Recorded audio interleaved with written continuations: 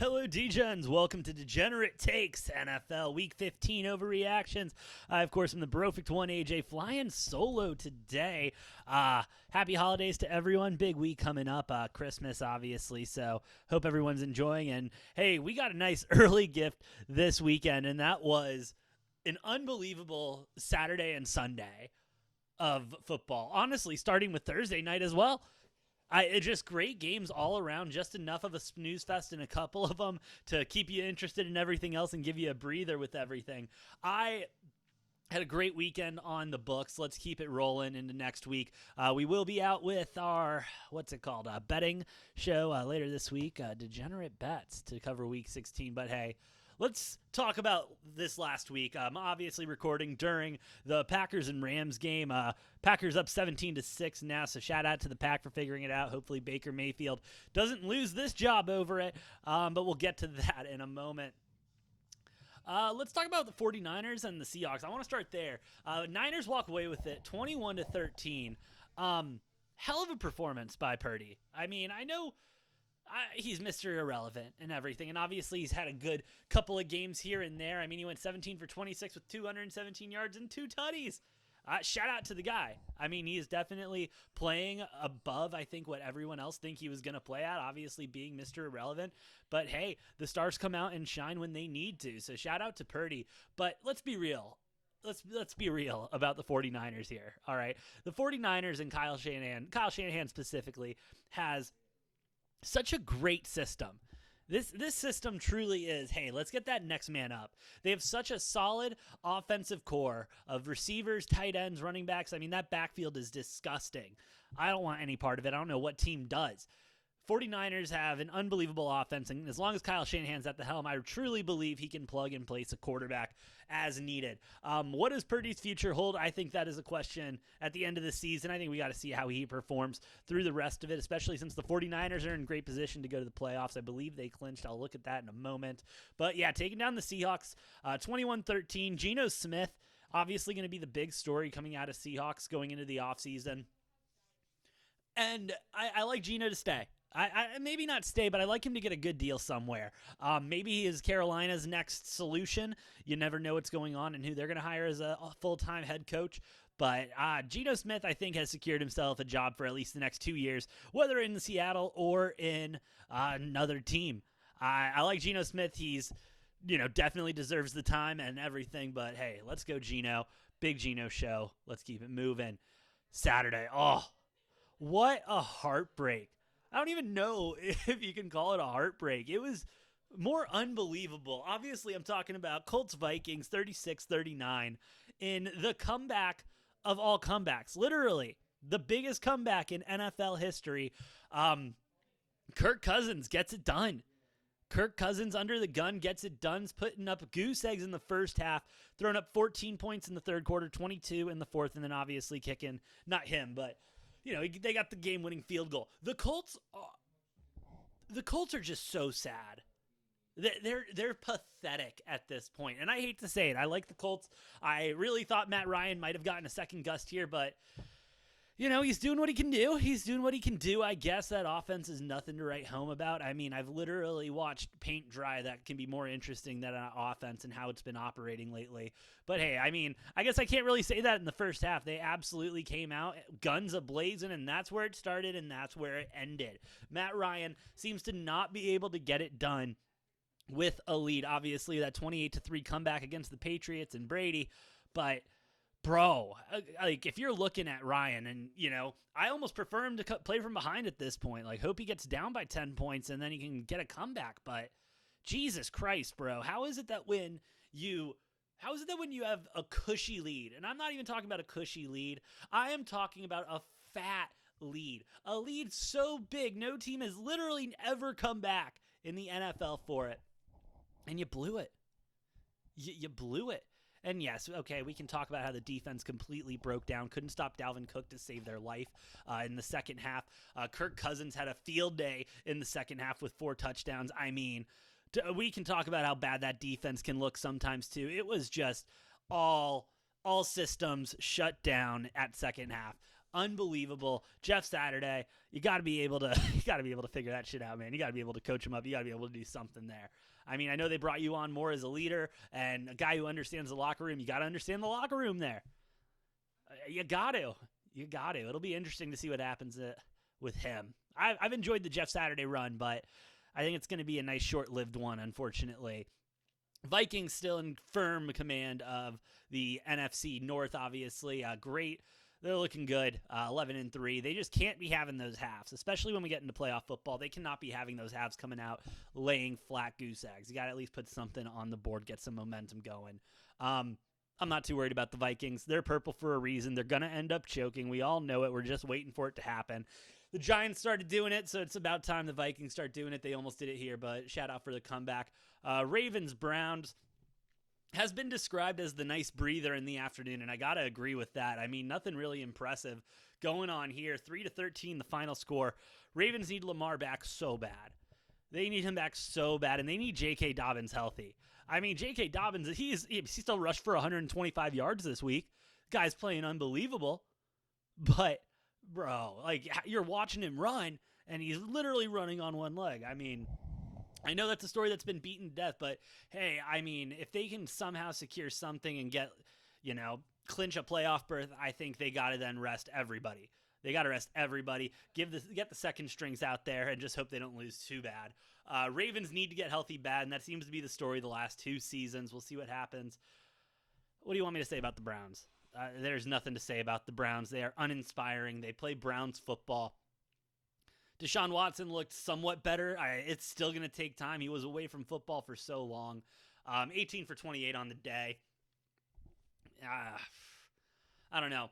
If I'm a fantasy owner, I'm definitely pissed if I kept him this entire time and didn't just let him slide, but I'm a bad fantasy player, so who knows. Dolphins, Bills. Fuck.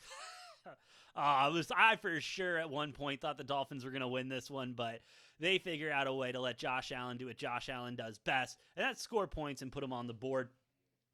29-32, final score there. Josh Allen, he's fine. Everyone's coming out here, and I kind of agree he hasn't looked the best the last couple weeks, this week included. 25 for 40. He still threw for 304 yards, though, with 4 touchdowns. I mean, and the guy can do what no one else can do.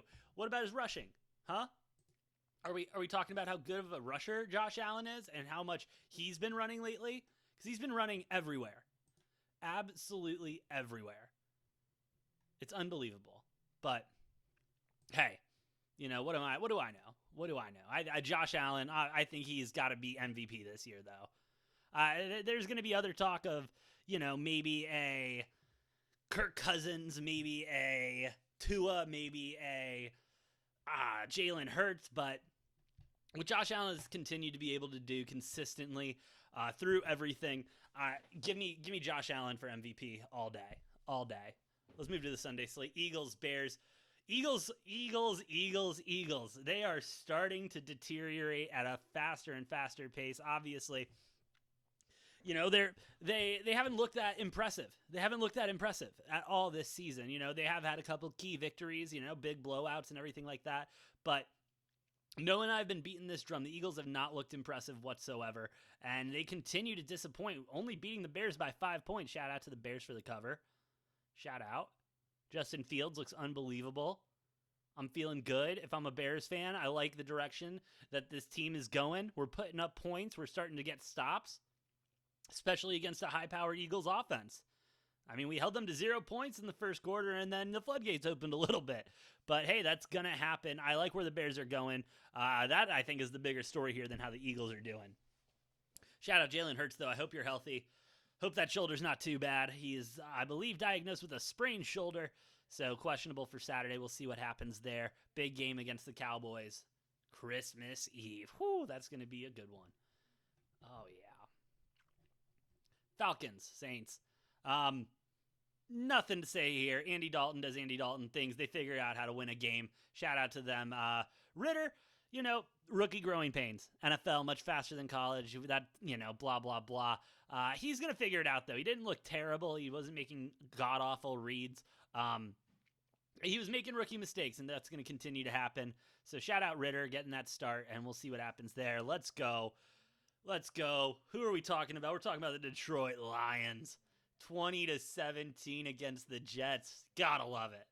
Oh, gotta love it. Zach Wilson coming in to start after getting benched earlier this season with White out due to the ribs.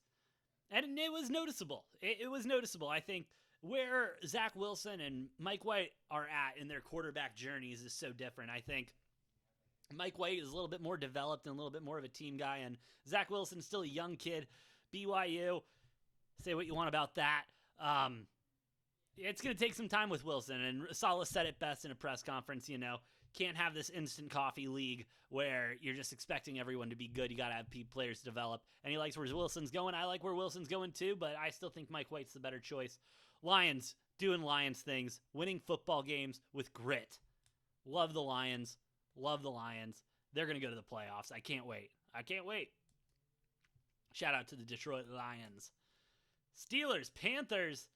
Steelers come away with this one. It's about all you got to say about that game. Steelers come away with this one, 24-16. Mike Tomlin's going to figure it out and go 500. He's going to figure it out. It's what Mike Tomlin does. He doesn't have a losing season. Shout out Mike Tomlin. Keep it moving. Good win. Keep it rolling. Cowboys, Jaguars. Ha! Oh, man. That's got to hurt. That's got to hurt Cowboys fans. Jesus. 34-40. 34-40. Losing to the Jags. That, man, in overtime, too. Heartbreaking. Y'all are still looking good, though. 10-4. I think you're looking good. I think you're going to continue to look good. And I think you're going to win a playoff game. I think that might be your ceiling this season. We'll see what happens with the OBJ stuff. We'll see how T.Y. Hilton really integrates into this offense. But we'll see. We'll see. Reports say that OBJ should be signing after this week. We are in the third quarter of the Packers game, so keep your ears out. Oh, man. Chiefs, Texans. The Texans continue to surprise me. It's awesome. I love the Texans. I love Davis Mills. I love Lovie Smith. I love what they're able to do. And yeah, they're 1-12-1, but that doesn't tell the story of the season they've had. They've played very well against very good teams, taking the Chiefs into overtime, who some would say is a Super Bowl favorite, Super Bowl contender, taking the Chiefs to overtime. This season's been crazy, and the Texans continue to be the best story in football. Besides the Jaguars, they're progressing unbelievably. Young teams doing young team things, figuring it out on the job, and putting it to practice, winning games, tying games, getting close to games. I like the way these two young quarterbacks and these two teams are trending. Shout out Davis Mills and the 3 patch autos I have of his rookie season. Shout out. This is just depressing at this point. Cardinals, Broncos. Cardinals 15, Broncos 24. Russell Wilson did not ride, though. Russell Wilson is still out, hoping to come back this upcoming week. Rippin was in, and he was ripping at 21-26 on the day, 197 yards and a tutty. I mean, hey, he had himself a day. Shout out to him. Broncos might be figuring it out. I don't know how I feel about this win over the Cardinals, especially with our third-string quarterback, McSwirly.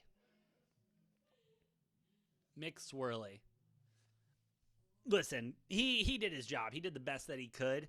But the fact that I now have to watch Cardinals games for probably the rest of the season, depending on the severity of Colt McCoy's injury, and I just have to hear the name McSwirly for the next 3 weeks.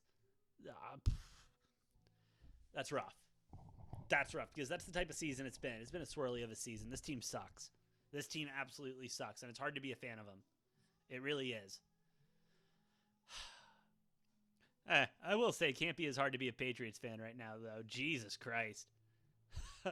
Not only did you lose the game in extremely unorthodox fashion, but you lost it in the most un-Patriots way possible. The entire time I'm sitting there and watching that play, all I'm thinking is, Belichick is going to rip every one of these people apart because that is situational Patriots football. And that was not Patriots football whatsoever. That looked bad. That looked rough. That looked terrible. That was a mistake you make in Pee Wee football when you're down by 7 still, not even when you're tied. That's rough. That's rough. You got to have the wherewithal. Don't be a hero. The poor guy, got to feel terrible. He's been coming out and saying, yeah, that's on me. Wasn't aware, blah, blah, blah, trying to be a hero. At least he admitted it. But that is a rough loss against a Raiders team that continues to get momentum. There was talks 2 weeks ago about Derek Carr getting out of there. Those talks might still be true, but hey, he continues to pull these wins out of his ass. You know, people are going to forget the heartache. They're going to see the wins. Wrapping it up.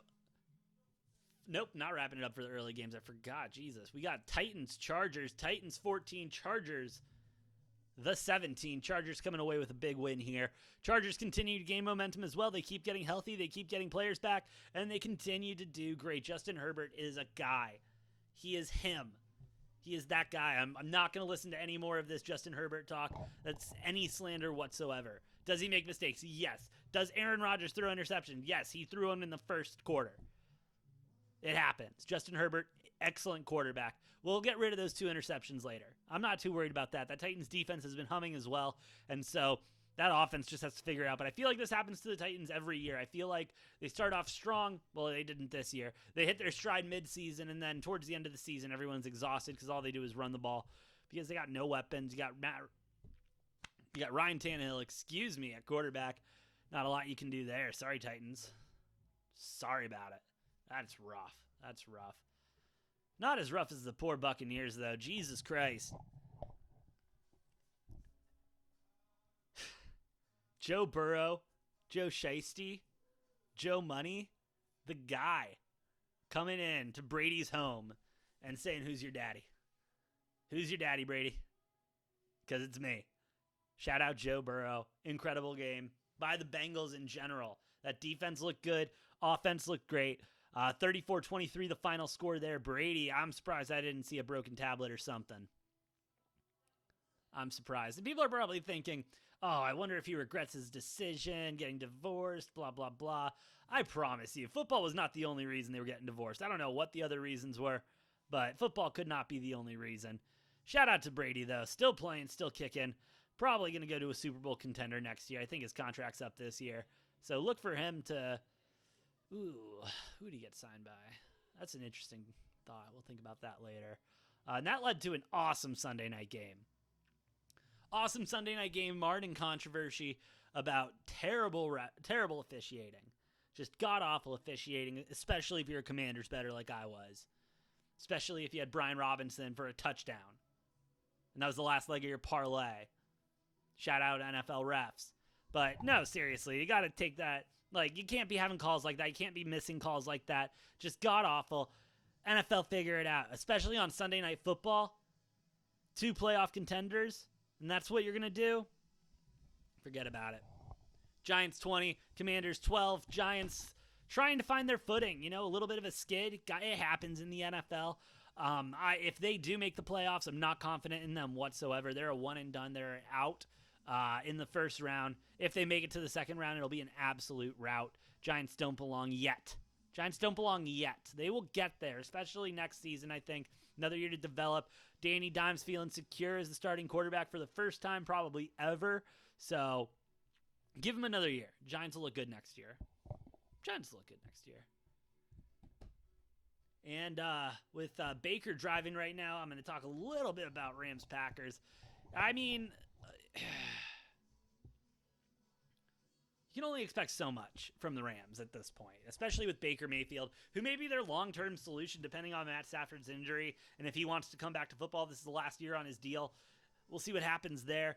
But, you know, with Baker just getting there 2 weeks ago, he'll only be so good. The timing will only be so well, and that's what we're seeing here tonight. Packers looking half decent, being able to put together some drives, scoring for the first time on their opening drive in a long time. If the Packers figure it out, it could get dangerous. Packers figure it out, it could get dangerous. Shout out to you, Noah. We'll see if they do, though. We'll see if they do. That's going to be hard. It's going to be hard for them to run the table, essentially. Rodgers has done it before. We'll see if he has it again. We'll see. I don't know. I don't know. I had to watch the first, 7 weeks. Jesus Christ, that was rough. Rough shit, Pat Aaron. Rough shit. All right. I'm going to get out of here. Thanks for listening, though. Thank you for watching. Please like, share, and subscribe to the channel. Help us continue to grow. Shout out to the 222 degenerates already subscribed. We appreciate the continued support. And, hit the link tree in the bio to check us out on all of our socials. And we'll be back later this week. Noah will be with me with our NFL best bets for Christmas weekend. Christmas has come early, and we got all the locks for you. Don't you worry about it. With that being said, thanks again for listening and watching. I have been the Perfect One, AJ, and this has been Degenerate Takes. See you next time.